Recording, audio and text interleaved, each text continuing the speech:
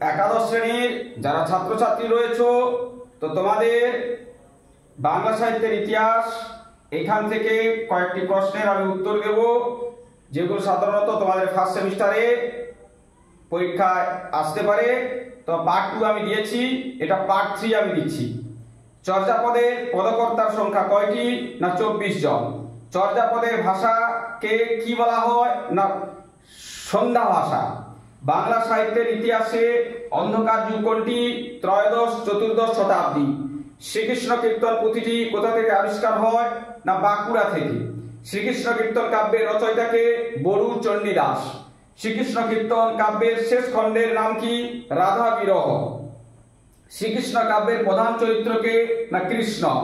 জয়দেব কার রাজসভার সভাকবি ছিলেন? লক্ষণ সেন। চণ্ডীদাস কিসের কবি? না বিরহের কবি। মৈথিল কোকিল নামে কে পরিচিত? না বিদ্যাপতি। অভিনব জয়দেব নামে কে পরিচিত? বিদ্যাপতি। চৈতন্যদেব কার কাছে দীক্ষা গ্রহণ করেছিলেন? না কেশব ভারতী। চৈতন্যদেব কি প্রচার করেছিলেন? ভক্তি ধর্ম। মনসা মঙ্গলের আদি কবির নাম কি? হরিদত্ত।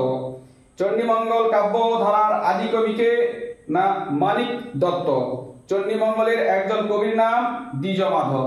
এই হলো তোমাদের বাংলা সাহিত্যের ইতিহাস থেকে তৃতীয় অংশ। আমি তোমাদের এখান থেকে কিছু প্রশ্নের উত্তর দিলাম। এরপরে শেষ অংশ রয়েছে, সেটা তোমাদের পেতে হলে চ্যানেলটাকে সাবস্ক্রাইব করে ফলো দিয়ে তোমরা পাশে থাকবে পরের অংশ পাওয়ার জন্য।